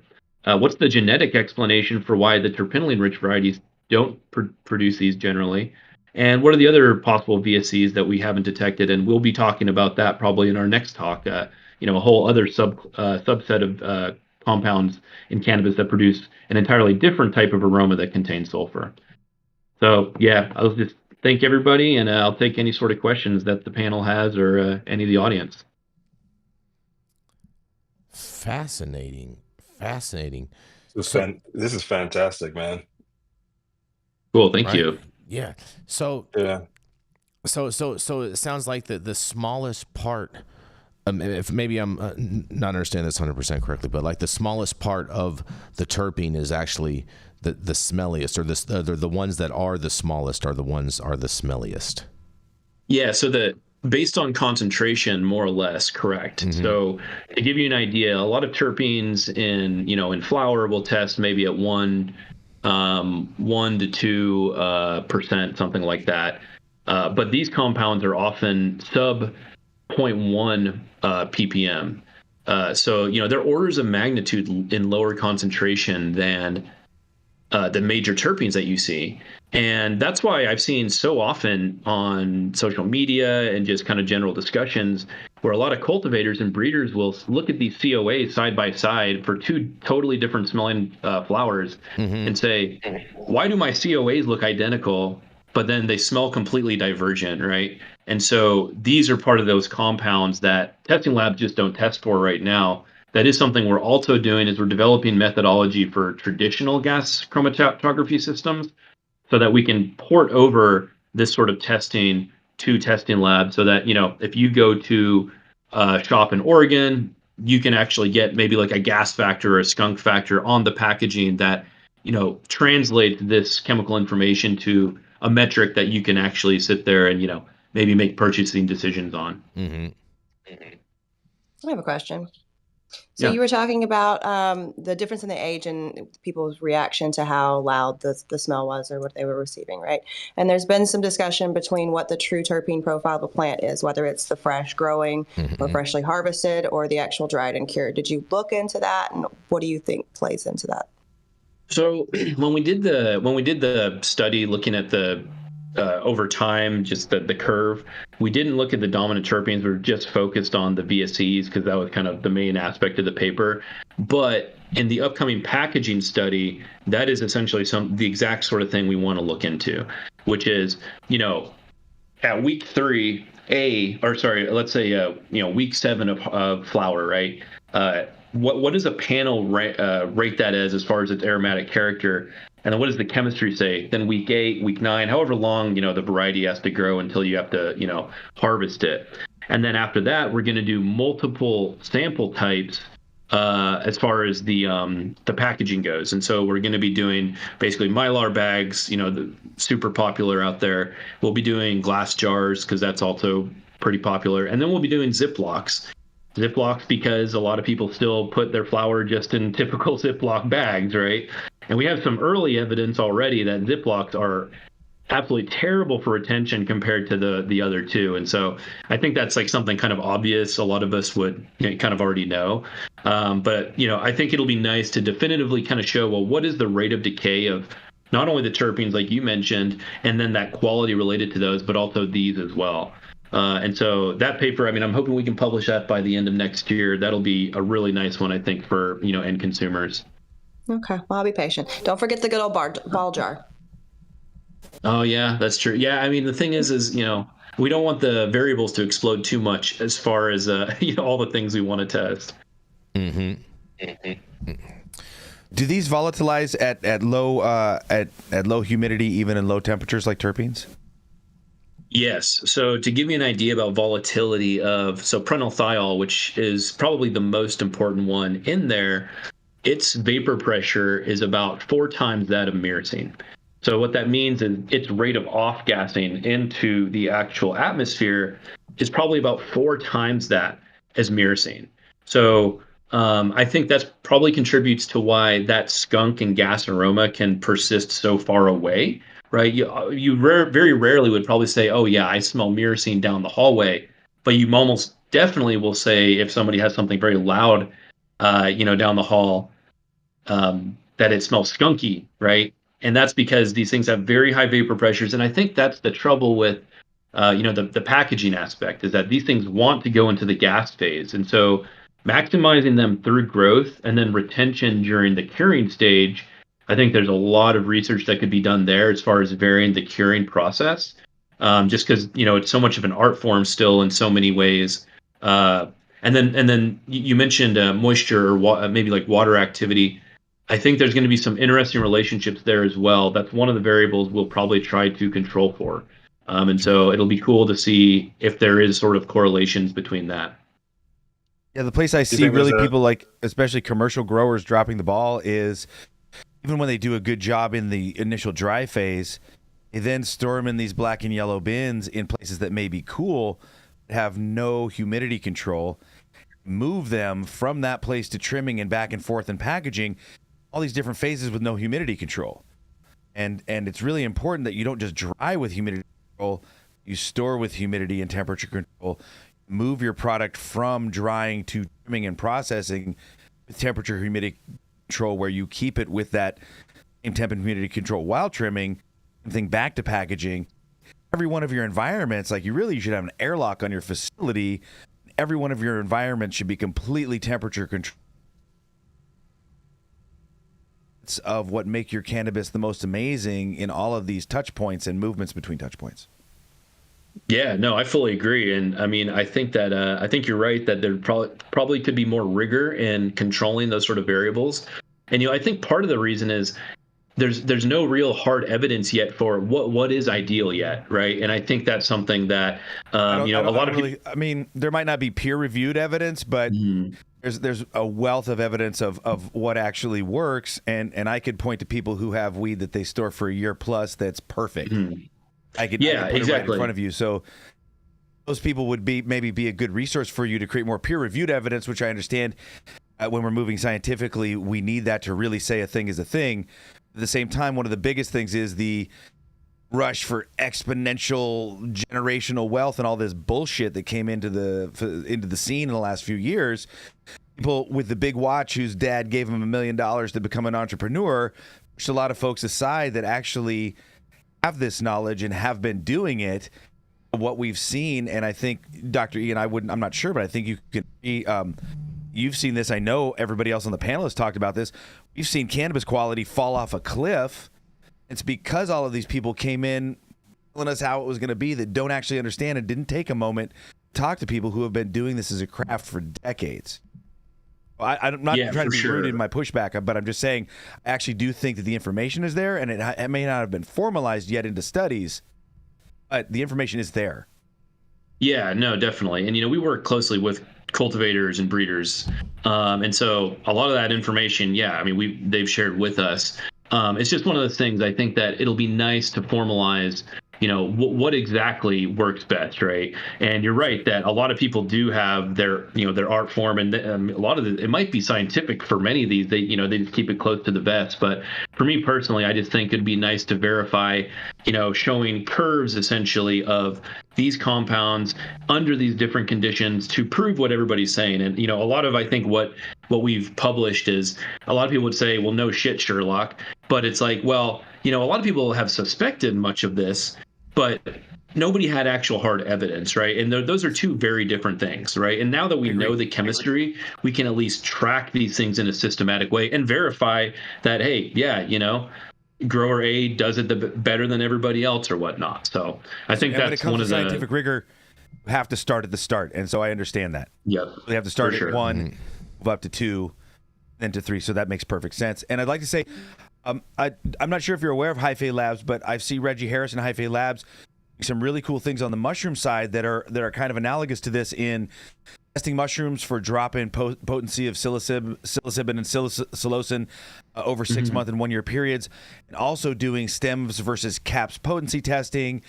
I think a lot of this stuff has been knowledge, but has really been guarded as trade secrets, and is finally starting to see the light of scientific rigor. For that, I'm really thankful. We have a question from Dr. Mark in the chat. He said, do the sulfides oxidize on aging to sulfoxides, sulfonates, and sulfates? So we haven't seen that, but I'll also mention that depending on what their concentration is, if our detector is not sensitive enough, we wouldn't see that. The other thing is, I don't know if those would be stable under some of the conditions that we run our experiments at. Just like our inlet temperature is pretty hot. I don't know what the stability is of those. But no, we haven't really seen that at all. What we do see, though, is typically, generally speaking, older cannabis has less of these, right? So if, in one of the early plots or graphs I showed, there was a table with kind of sample age. And if you kind of look at that, oftentimes the amount of the concentration in those samples that are older tend to be lower. It's not a hard and fast rule because obviously certain varieties produce these in greater concentrations to begin with. But it makes perfect sense that if these things are volatile, you will lose them, to evaporation or, potentially to oxidation, as Mark is saying. But that's something we haven't observed yet in our data. Cool.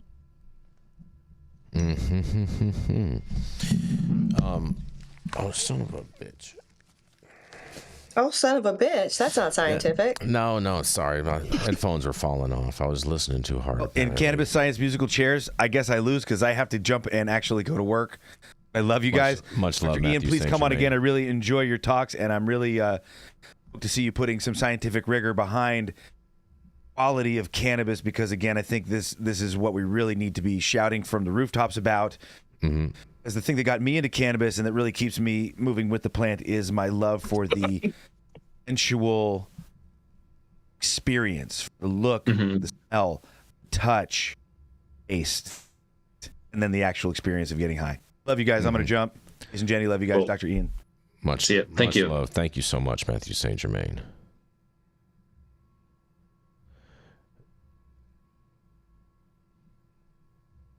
Jason, you don't have any questions? No, I do. I have a ton of questions, but I thought I saw another question, and so I wanted to Oh, I have another question, if that's okay. Go ahead, of course. I've actually got two. So Vermont Alternative said, so is off-gassing what makes it loud?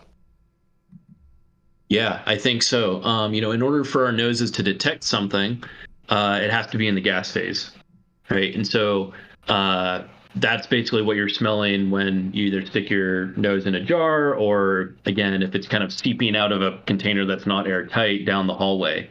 And so I think that's kind of the struggle here, is that you want, people really like this aroma, I think, and that potency. But at the same time, every time you're smelling it, technically you're losing some of those compounds as well. So down the road, you're not going to have that same sort of impact.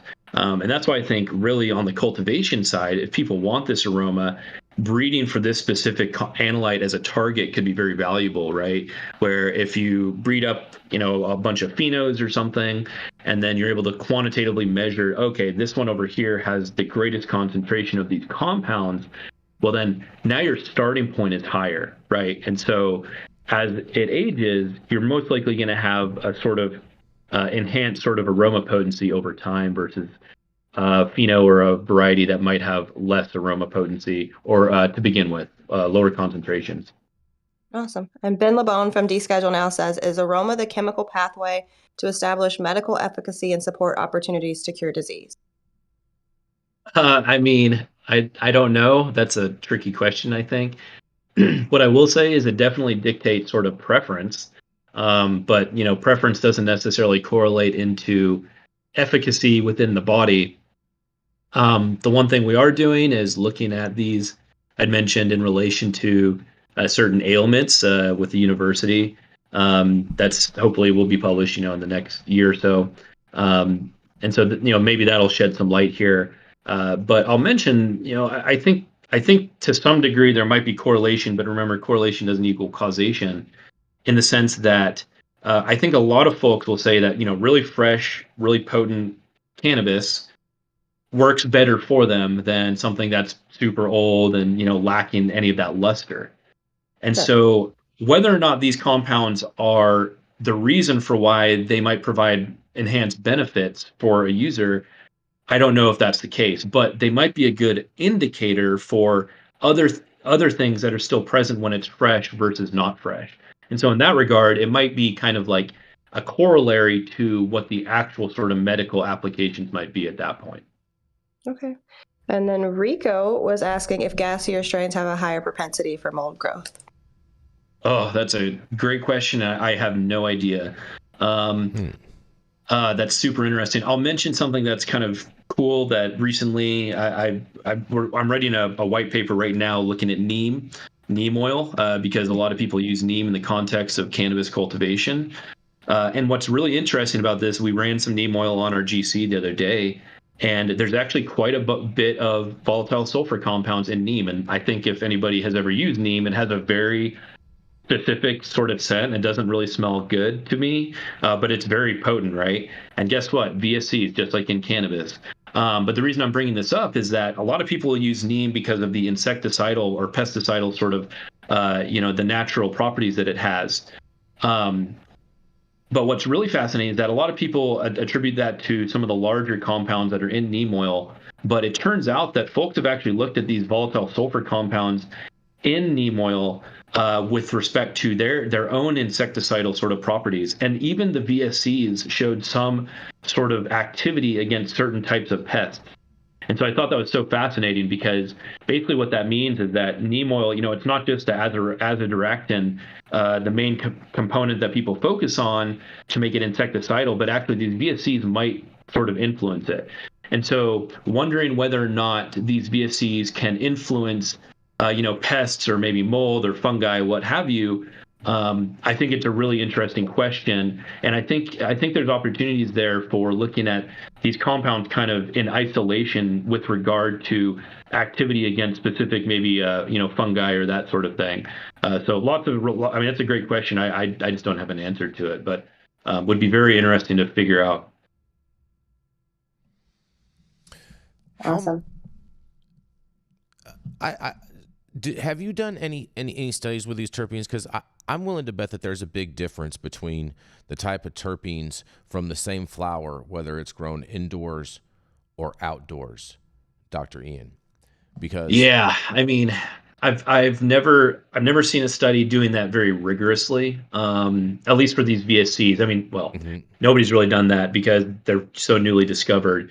But that's a really interesting question, because I know there's a large kind of debate, or a lot of people who are very pro sun-grown flower, right? And there's a few studies showing that there are differences there, at least in like the terpenoid content, cannabinoid content, that sort of thing.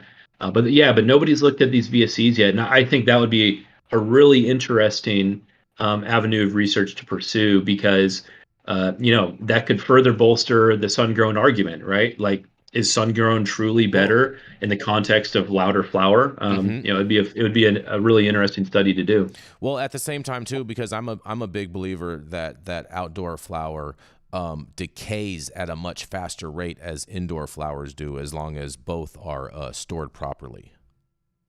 Interesting, yeah. And when you say decays, in what way though? Well, because cannabis is it's dead, and so it's freshest point at when it's finally dried and cured.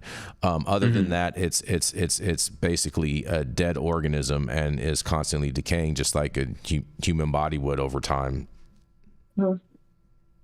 Yeah, I mean, that's interesting for sure. And again, I mean, I think this is just adding to the long list of experiments that, we could do to kind of verify some of these things that we were hypothesizing about. You just did right now, right? That you've noticed anecdotally this sort of difference between indoor and outdoor. And it would be great to validate all of these sort of things. And I think those sort of studies will be much more feasible when the testing labs can test for these compounds, right? Because cultivators could literally do these experiments basically in-house and then send the flower to a testing lab. We don't have the bandwidth to do that sort of study right now. But I mean, I think that would be that'd be great marketing if they can show one or the other has a difference, right? You know, from a quality standpoint. But also, you know, you don't want to generalize too much because where it's grown is where as well. Like, you know, that concept of terroir, you know, that's a pretty big concept in the, you know, in the wine industry and the hops industry. And I think probably in the cannabis industry too, right? Growing in Southern California versus Northern California, and then Oregon or Washington, you know, all of those they're all sun grown if they're outside, but their environments are completely different. So there'd be a lot of variables to control for, but I agree that would be a really fascinating thing. At that point, if you break it down that farther, you would have to break it down by elevation too at the different points. Oh, for sure. Yeah. I mean, all of those things should be parameterized within the experiment for sure. Like that way you can draw meaningful relationships between, you know, all of the properties of your study to pull out, well, what is really affecting the result of this study.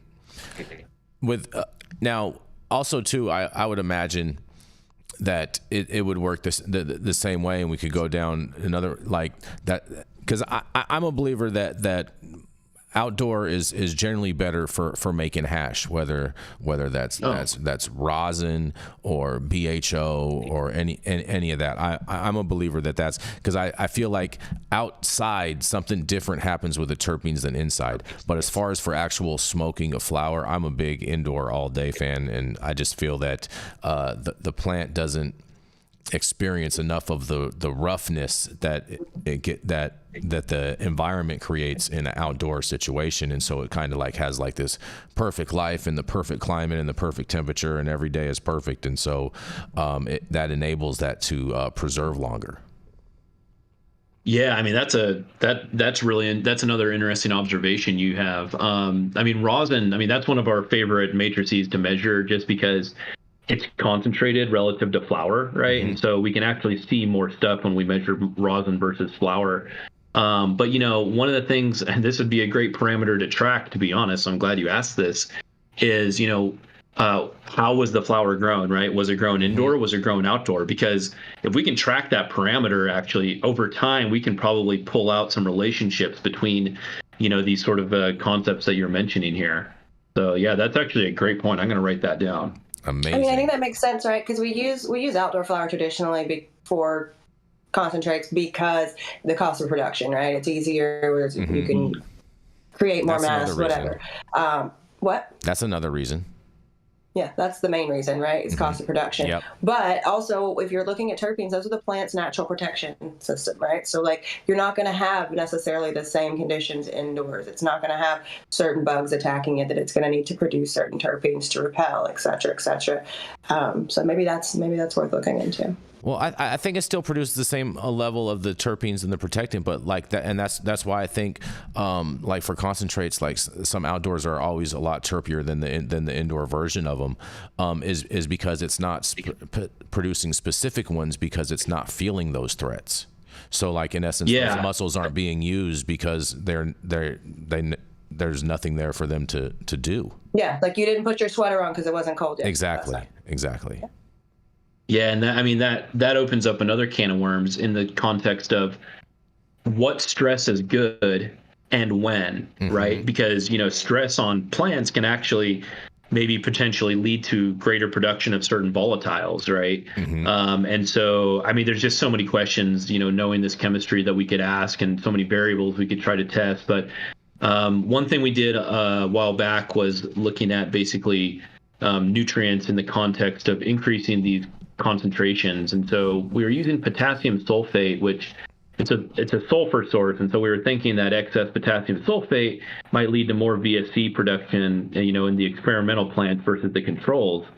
And what we found is that at least with potassium sulfate, we didn't see any significant increase in production between those plants versus the ones that had the normal regimen. And so I thought that was interesting because there's a lot of speculation or discussion that sulfur can increase these metabolites, and maybe when people say that, they're referring to elemental sulfur versus salts of sulfur. I think a more rigorous and an in-depth study looking at the nutrient aspect would probably be one of the most interesting, to be honest, because that's very easy to control for, and I think could result in some really interesting discoveries. I think this might be something that maybe some nutrient companies want to sponsor, this type of research, so in that way they could advertise that their stuff produces the best terps. Yeah. Right? Unless it doesn't, Jason. Well, I mean, right. But they're going to pay to find out. Yeah. Very cool. Very cool. I mean, I think this has been a great segment. I think our viewers have definitely enjoyed it. Some of them have said, y'all better stop. I have things to do and I can't stop watching. So, and it sounds like, Dr. Ian, you've got some new viewership from the audience as well, looking for your channel. So that's awesome. Cool. Yeah, I'm glad I could provide some value here. Yes. Somebody needed to. And this will be a quarterly segment that we do with Dr. Ian Oswald. So, and I already have some other ideas of how we can 100% improve this segment that I'll go over with you after the show, Doctor. I can't wait to talk to you about this. Cool. But do we have any other final questions, Jenny? I don't see anything in the audience. No, I've been scrolling through and trying to be pretty vigilant on those. Amazing. Well, make sure if you do have any questions from this video that you drop them in the chat once you're watching it later on. We do appreciate your time, Dr. Ian Oswald. Thank you so much for being here today, and thank you to everyone over at the Abstracts team for helping to put this all together. We do appreciate that very, very much. And thank you all for joining us and getting high at 9 with us every Monday through Friday at 9 a.m. Pacific and high noon on the East Coast. And big thank yous to our audience and supporters for tuning in daily and listening to the insanity that is the developing cannabis industry. Huge thank you to Catalyst for helping us keep the lights on over here, as well as Abstracts today. That's right. Thank you to our correspondents for being absolutely amazing. Thank you to Ian, Dr. Ian Oswald, for being here today, spending your time with us. And thank you to Cannabis Sativa L for giving us a reason to do all this and have so much to say. Thank you to Cloud Media Partners, Adam out in the airwaves somewhere. And thank you all for tuning in and getting high at 9 with us. We are America's #1 daily cannabis news show.